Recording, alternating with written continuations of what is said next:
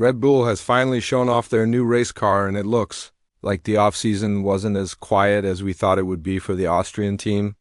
There's been drama with Christian Horner and an ongoing investigation, so it seems like the car will have a lot of pressure on it to keep winning like they did in 2023 and 2022, and try to win 4 championships in a row. But with the RB20 looking similar to cars like the W15, could 2024 be a much harder season for the Austrian team? And more importantly, have the other racing teams made big enough changes to fight for race wins? Ever since the RB20 hit the track for testing at Silverstone, it was clear that you could see the changes with your own eyes. The never-tired eyes of Pierre Watch and Adrian Newey have worked day and night to set new high standards in the sport for their competitors. For example, the first part that was probably designed by Newey and caught the attention of experts was the front wing, starting all the way from the nose and going all the way to the edge of the front wing. What the team has tried to do with this change is get as much as they can from the bigger side surface of the nose in order to make the airflow go outward better. When it comes to the air movement of the current time period, I guess Red Bull can always find more speed by changing some of the most active air-moving parts. The cool look of the front wing shows that there could be an even bigger speed upgrade from the RB20, but with Mercedes coming in with their own version of the flat parts of the front wing, one could help but notice the air-moving war that's quietly going on between these two teams heading into the upcoming season. This is just one cool part of Red Bull's new car. Max Verstappen said on his live stream that the car would look exactly the same. He probably meant just the paint job. The pictures that were taken from Silverstone and ones that have been confirmed at the launch from the main part of the car seem to be the most interesting ones for our eyes, the side pods. Even though being one of Red Bull's biggest strengths, have seen changes in their design. They are now closing the air inlets to the extreme and disappearing under the large lip, which is placed at the level of the upper edge of the side pod. The shape gets smaller in what seems to be a straight line pattern towards the back. And this is what's most interesting. It looks a lot like the shape of the second version of the W14. This is just one of the 2 things that the experts have noticed to be very similar to the later version of the Silver Arrows 2023 car. The second one is about the shape of the bottom of the engine cover, which has 2 rocket-like parts with a round section, or what experts like to call a bulgy design. What is very interesting is that they are strongly leaning downwards to push the hot air towards the back wing. And besides that, the air scoop has seemingly gotten heavy changes for the 2024 season too.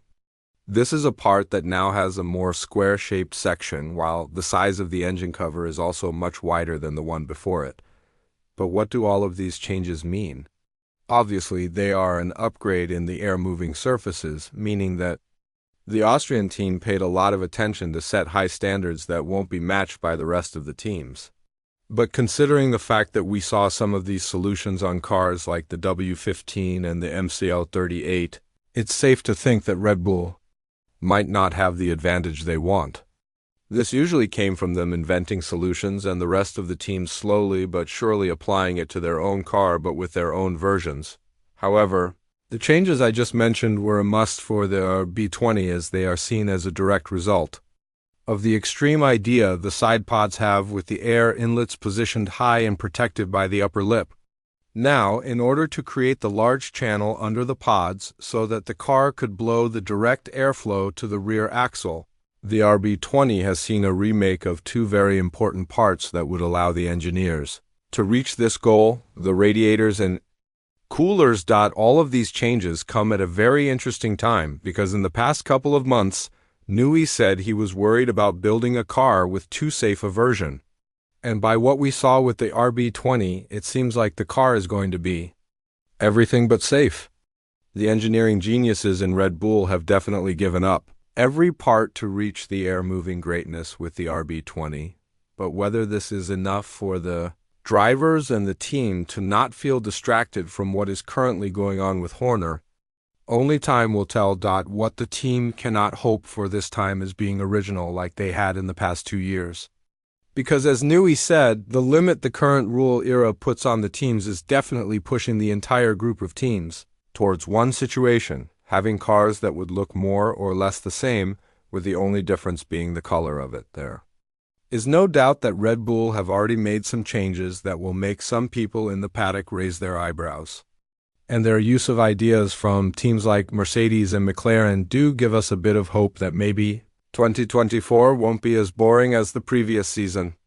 But obviously, when a team takes an extreme approach with things, they could turn two ways, extremely good or extremely bad.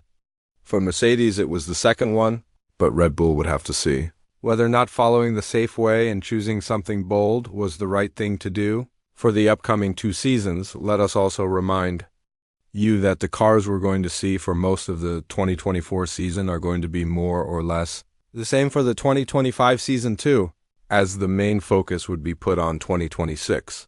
And the new rules that will be put in place in the sport, according to Newey, the 2024 season will have a lot of similar cars to the RB19, and it's up to them to show that the third version of the RB18 is going to be the one to beat. Adding to this matter even further, the mastermind of Red Bull said, "This year, from what I understand, a lot of people, our competitors, have kind of taken a good look this time and have probably come. I expect there will be quite a few cars that look very similar to our car. Our car will be very much a third version of the 22 car.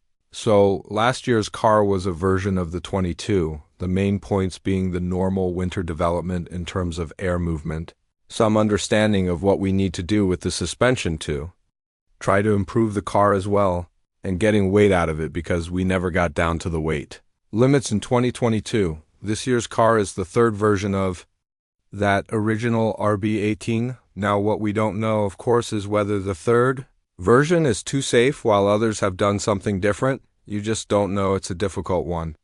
This is that question of whether we should have a group that goes out and looks at completely different ideas, or do we keep developing the path we've taken? Furthermore, Newey stressed one very important factor that the media and the fans seem to have connected with every team not named Red Bull. But it is seemingly caught up to the Austrian team too, the limitations of resources.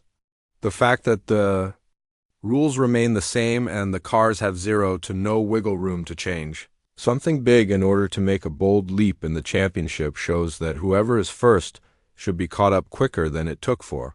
Let's say Mercedes, for example, back in the turbo hybrid era. The budget cap also plays a huge role in Red Bull's favor because the rest of the teams cannot spend as much money as they want in order to bring the car to the most preferred operating window. But it seems like teams like McLaren do not need the huge amount of money to threaten Red Bull for wins, as Zak Brown has already sent a strong warning that the MCL 38 won't be on the grid to finish second. They've done that for most of the 2023 season. They are here to attack the championship and make sure to give one of their young drivers a season to remember. Going deeper into this matter, the boss of McLaren went on to say, "I don't think Red Bull is far away. We've had another good off-season, but you never know what the other 9 teams have done. We certainly have drivers capable of winning races, and we certainly have a team capable of winning races. And the second half of last year, we had a race car that was pretty close to winning races. We've built a faster race car in the off-season, so we'll have to wait and see.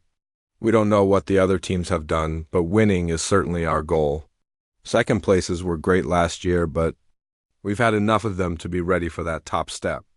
All of this causes worry inside Red Bull's camp, especially if rumors are to be believed about Horner's investigation being dragged even after the beginning of the season and the Uvidia family taking a stance against the team principal and the CEO of Red Bull. With this in mind, do you think that the RB20 will breeze past the grid like they did in 2023, something that was heavily denied by both Newey and Horner? And if not, which team do you think has the biggest potential to take their crown? Let us know in the comments below, and once you do that, make sure to click on the video that's appearing on your screen right now.